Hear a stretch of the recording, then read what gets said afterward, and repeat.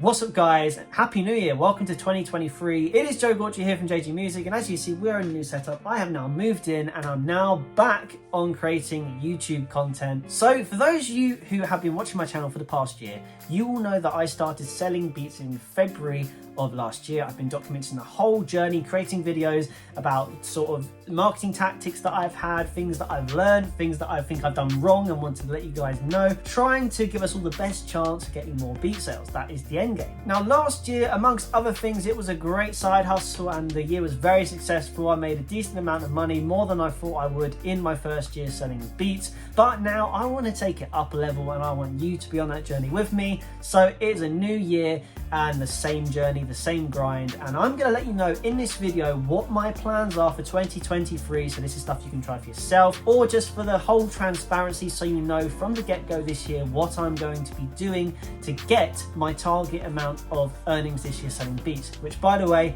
is $10,000. That's right, my aim for this year is to make $10,000 selling beats. It is a big ask, but I always like to aim high, so even if I don't achieve that, I know that I will be achieving a lot more than I did in the year previous. All about growing and keeping that mentality to go and keep pushing yourself. But anyway, with that aside, smash the subscribe button if you are new to the channel and let's get into this video. So the first thing that I'm focusing a lot more on this year is the type of consistency that I have on my channel.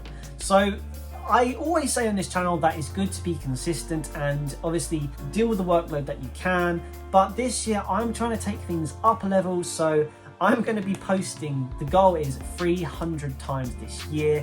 That is basically going to work out roughly around, my goal now going forward is to upload 6 times a week going forward in 2023. Now you might listen to that right now and think, Joe, that isn't possible. I have a part-time job, I have a full-time job. I can only work X amount of time on making beats. Now this was just tailored to me. We got to talk about this and tailor to you because you've got to grow at a pace that you can. When I say up your consistency, try and assess right now, 2022, how many beats did you upload? When could you upload, and what stopped you from uploading more beats? Is it because you got a job? Maybe you got a family to look after. Maybe you have a lot of things that mean you're out the house a lot, so you don't have the time. If you upload once a week, try uploading twice a week. If you upload twice a week, try upload 3 times a week.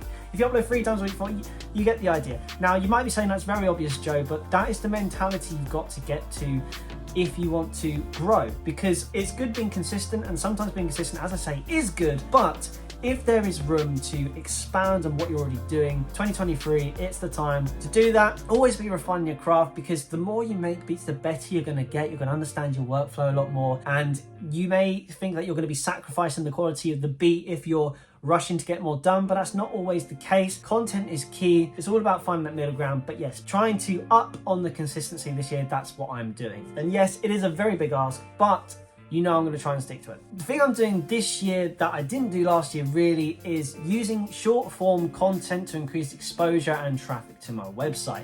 Now, again, Joe, that's a very obvious thing. Why are you saying that? Well, it may be obvious, but I still find that there hasn't really been a surefire way to create short form content to drive people to traffic to get beats, because you can't always control the people that see this sort of content. How long does it take to make this sort of content? Well, I have formed a strategy using every single one of my social media accounts to try and benefit a lot of different aspects. So you know my beat selling is just one thing. I've started a YouTube channel where I do pop beat breakdowns.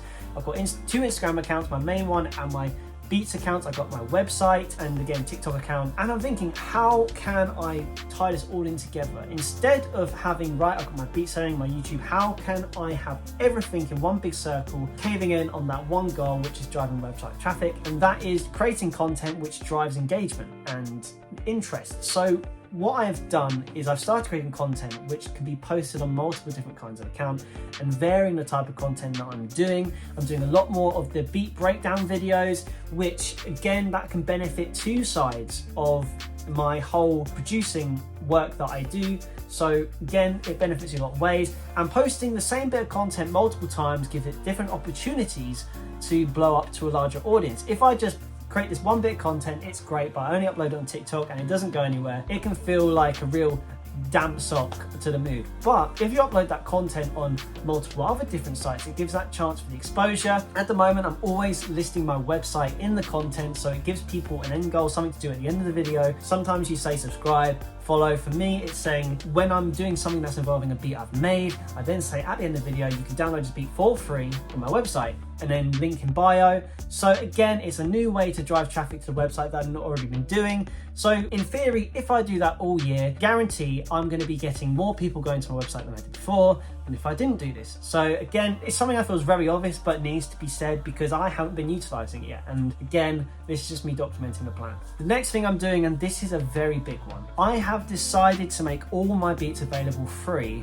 for non-profit. By free, I mean you can, as before, you can download on BeatStars and Airbit for email capture. That's what I do because I'm trying to grow my email subscriber list. But more importantly than anything, I have now removed the tags. So people can download my beats without the tags, which means they can release them for non-profit. That is the point. I was thinking about doing free for profit like MKIII, who is a music producer. He does free for profit, and I think he does very well off of that, but I wanted to sort of ease in, so I've gone for free for non-profit. So what that means for artists is they can now basically upload the beat onto YouTube SoundCloud. There is T's and C's that I have on the websites to let people know of this, and it means that people who are more producing on the, or making music on the hobby side of the spectrum can get access to beats, because still get the email. And maybe if they upload something and get swayed to release on Spotify, then that's a conversation you can have them down the line to potentially get more beat sales. But remember, like, we are trying to sell beats, but we're also trying to build relationships. We're trying to help artists out. So by going from free with tag to free non-profit, I hope this creates a better customer experience for artists coming to all my pages, but also gives the opportunity for my beats to be heard out there. And obviously they have to credit, so that's the decision I've made. Can be a daunting thing, letting your beats just go out there non-profit, but there is a way I monetize it. I use Airbit monetization, so on YouTube I can monetize any of my beats that gets uploaded on there, and I get royalties for it. So for me, I thought it's just another income, monetized income. I just thought at the end of the day, it's a no-brainer. And a quick disclaimer, I don't think it's worth doing non-profit unless you have some sort of way of monetizing your beats. With BeatStars, you normally have to pay per beat. Not ideal. With Airbit, obviously you have to pay to be pro membership on Airbit, but the monetization works, and it's a really good way of policing who's using your beats, so no one really takes the mick and runs off of it. So yeah, that is the plan with that. And the last plan that I have for this year is basically growing my email subscribers list, which kind of ties into the reason why I've gone for non-profit, because it's a bigger incentive for people to do a free download on a beat. I feel like if I do free for tag, people definitely downloaded it, but then I get people messaging me like, oh, the tag's annoying, and I can understand that tags are annoying on instrumentals, and I can understand that tags are annoying on tracks, but at the end of the day, there's a reason why the tag's on there. But taking it off, it's just gonna mean that people will be more incentivized to download the beat because they can write over it without that fuss on there.